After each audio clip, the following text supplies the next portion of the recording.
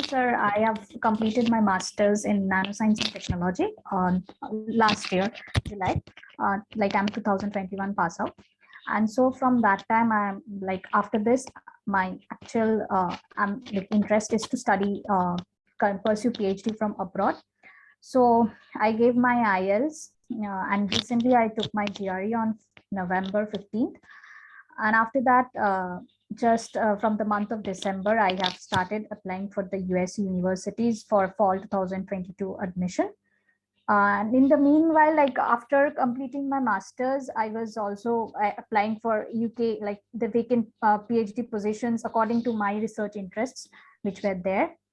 And regarding my master's thesis, I would like to tell, because the like according to our university thing, we only got the last 6 months for the master's thesis work. Before that, the 3 semesters were full of coursework only.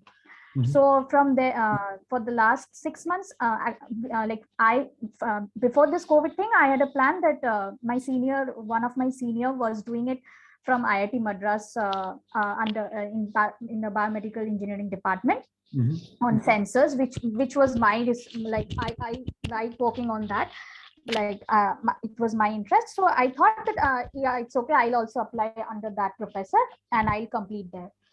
But after that, the COVID situation happened, and that's a told like you can come, but I'm not sure whether you can be allowed in the campus for working or not.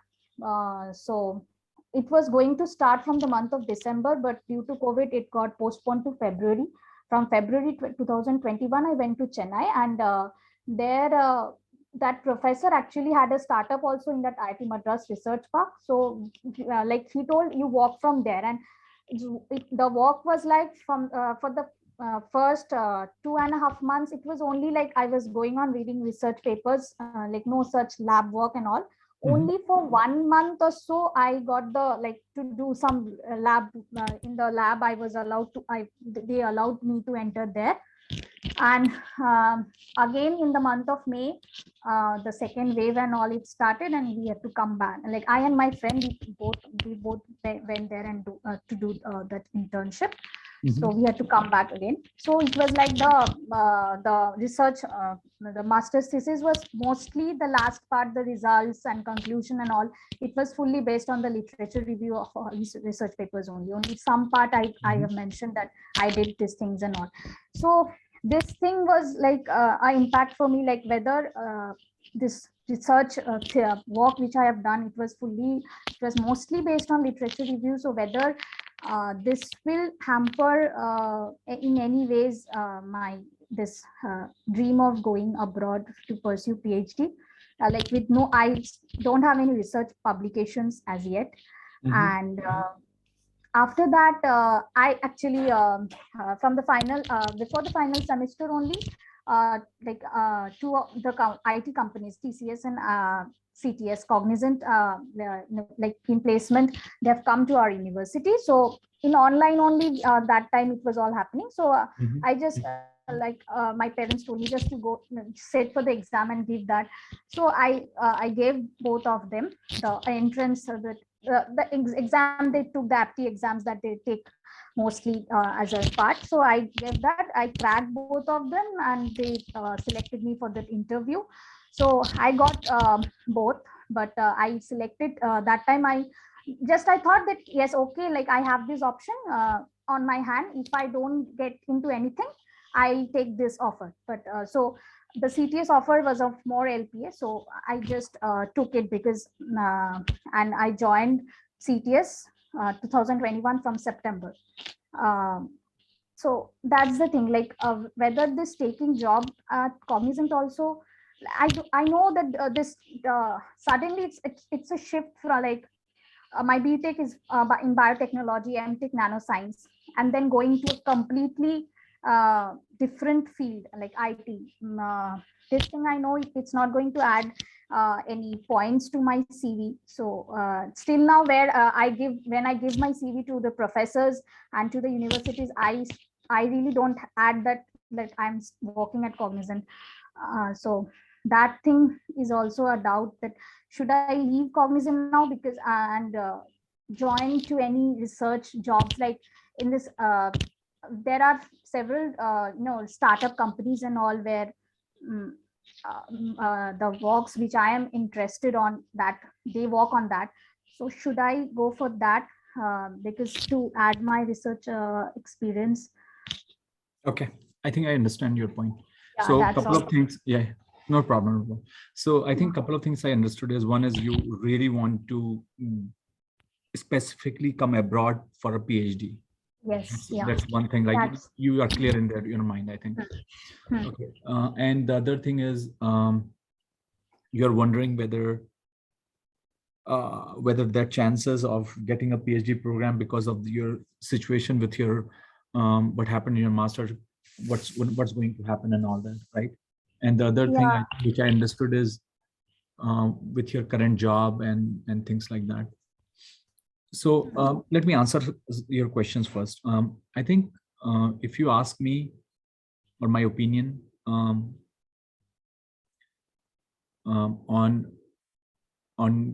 coming for a PhD program and what happened in your master's degree, I don't think it's that of a big deal. I don't think it's gonna affect your application hugely.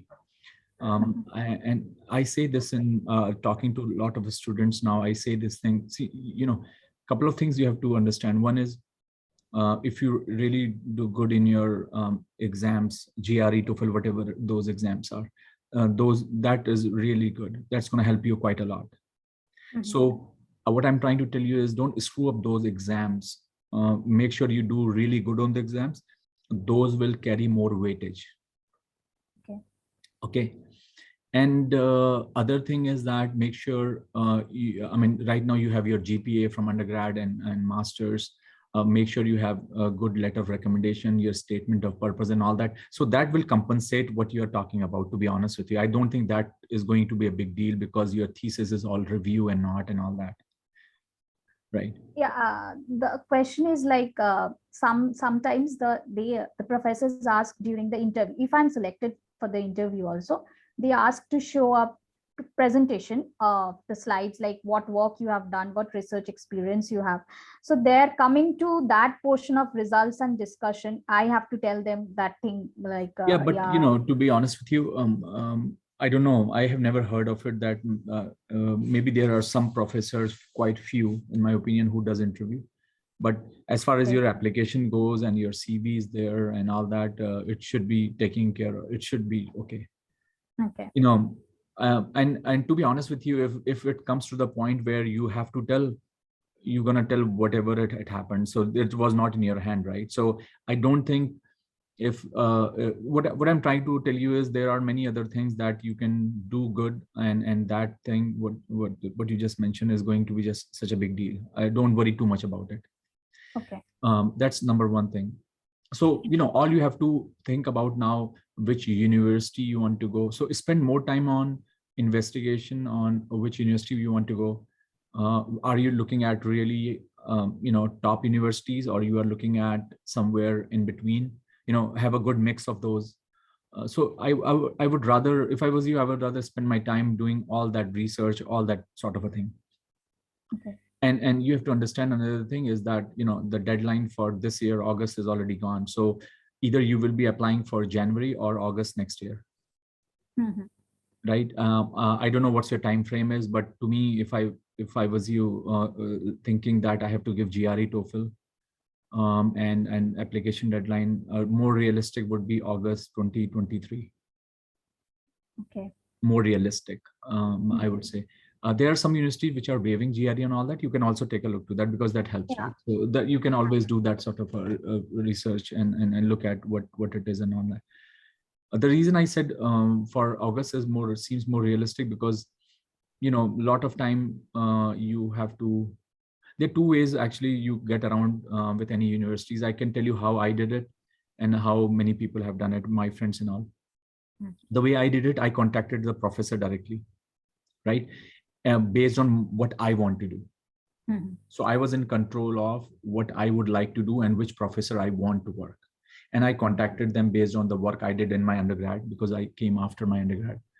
And that way, so what happens when the professor was convinced that they really like my work and application, I spoke to them. I applied to that university, and then when the application went to the department, I knew that professor is going to pick up my application, because so that way, that is one way to do it. That in that, when you do that way, it also assures the scholarship also, in that sense. By the way, if also I want to say, if you're coming into US specifically for your PhD program, I don't know too much about Europe, but Germany is also a case like that. Oh, if you get admitted for a PhD program, you will get a scholarship. They don't give admission without a scholarship. Unlike if you apply to Japan or UK or any European countries where you have to take care of your finances. Funding, yeah. I mean, I don't come from a very affluent family, so for me, scholarship was important, just like many other students, right? So you have to, if that's important to you, probably getting admission is a less deal. Getting a scholarship becomes a much bigger deal then, right? Yeah. So but as I said, since you have already done your master's, you don't have to worry that part, because you will be applying for PhD anyway. And if you get admission, you will have a funding. The admission comes with the funding in US. Okay, so that's one way. As I said, contact to a professor, and that takes time, right? You have to talk to the professor, communication. Sometimes some professor replies, some don't reply. So that part takes time, and that's what I said. August is more realistic. The second way to get around is you apply directly to the graduate school. Right? And many universities, especially many good universities like MITs and Harvard, I have a different experience, but MIT, definitely, I would say, Stanford, maybe. Those type of universities, they don't engage students. The professor very seldom engage students. You have to go through a process. Johns Hopkins was the same. So what happens is, what they do is, they look at applications, and then they pick top 10 or top 15, whatever intake they want, and whatever the requirement of the professor. So the department says, oh, this year we have to admit 10 students, right? So they take those students, and then they interview them, and then they select. Let's say they select 5 of them, right? And what they do is, then the first year, the 5 students, they spend time with most of the professors. Like, they are given a TA, so they are not attached to a professor, but they can go to everybody's lab and look at what they do and figure it out, whom they like or not. So that's other advantage, other side of it. Because what happens is, let's say if you talk to a professor and you like it, but after you started working on it, you get stuck with it, right? In this way, what happens is, you see everyone, what they work, and you talk to students, and then second year, let's say you say, I want to work with Professor A. That professor picks you up, and then he started giving you a research grant and all that. So in one way, that's the other thing. So there are 2 ways to get around that. But in both cases, I would say your GRE score, your TOEFL score, your GPA, your statement of work, your recommendation letters, all has to be really good. So don't compromise in all this. What you have done, don't think too much about it, because you can't change that, So that part is done. But I would say I don't think it's such a big deal that what you have done. I mean, if you done really excellent work and published paper in Nature and all that, I understand, right? But not everyone does it. So you will be one of those people, one of those pool of people who are in between a normal distribution and not an outlier. In that sense, I'm saying, and you have to go through that process. So don't think too much in that sense. One other thing I saw in one of your questions, I would advise you strongly is, and I tell this to everyone, unless and until you land in US and join the professor and start working him for a week, don't give resignation letter to your current job. That's a very stupid thing to do. I know people who have done that.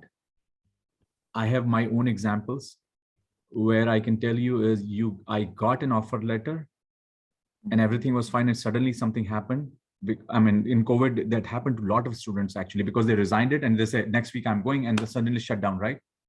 So they came here, they already lost the job, and they are like stuck at home. So if job is important to you, just like everybody, don't do that stupid mistake ever. Okay. Make sure you are working in your job in a normal way as you can. So never make such mistakes ever. As I said too very clearly, it's not about when you go to US. It's like when you go, reach there, and then you started working in a lab and everything seems fine. Then, because, let's say you said, oh, I have a flight next month, I'm going to resign. What happens if you immigrate and the immigration guy says, sorry, because the visa doesn't guarantee you, the guy at the immigration at LA can tell you, I'm not admitting you, I'm just telling you. So, be more realistic. Never make those mistakes ever in your life, ever, I would say, unless until something is in hand with you and you're working fine.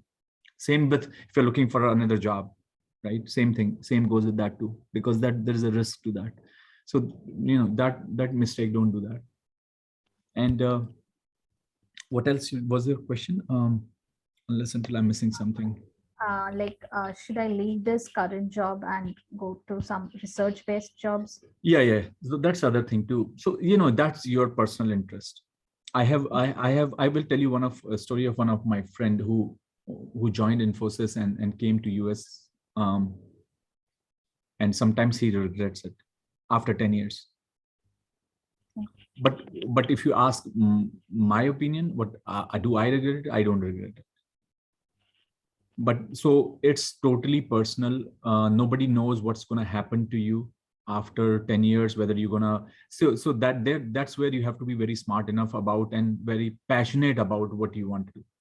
A lot of students come to higher studies because they say, hey, if I will get a chance to US, just leave it. But what happens is, if you are not coming for the purpose you're supposed to come, so the reason, what I'm trying to say here, you should come to US because you are very passionate about that work and working with that professor and working in that area. It has to be that strong. It should not be like I'm coming to US because and that's what I feel, in my opinion, because if you are that determined, later on, 10 years down the road, you won't have that regret. Exactly. Otherwise, there are many horror stories about students coming here not realizing what PhD is, and they're like, where I'm stuck and now I can't go back here. And now, so PhD is not a joke in that sense. Yeah. And be ready for anything can happen, right? You can stuck with a very horrible advisor, you can stuck with a very good advisor, you may not like the place, because US is not India, where you can have climate which varies from minus to, there are some places which are really cold, and a lot of things affects people, and a lot of things emotionally affect people too, because you are out from your family. So just make sure you have those sort of a decision in your brain when you're trying to come and say, this is what I want to do. It should not be about going abroad.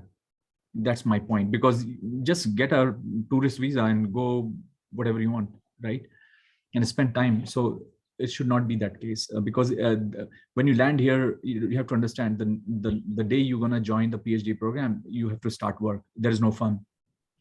Yeah. Right? So just be careful. And in terms of work culture and all that, I think if somebody is really passionate about doing research and work and all that, I would definitely say that coming to US is definitely not a bad decision. That's for sure. Yeah. But also make sure that what you want to do, that's also very important, because not many people think in, okay, what I would like to do once I graduate. Mm-hmm. I did not. One mistake I did is I can tell you, I will admit it. I was always thinking about the work, the research, the passion, the interest, but never I thought in my life is I have to really think about what I'm going to do after that, because I never thought I have to stay here so long, and that sometimes hurts me now.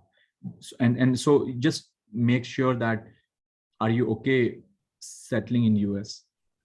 Give it a long, big thought about that too, because as I said, if you're interested, and I'm talking about 2004 when India didn't have probably that much invest in research and all that. Now, the some universities are doing really great.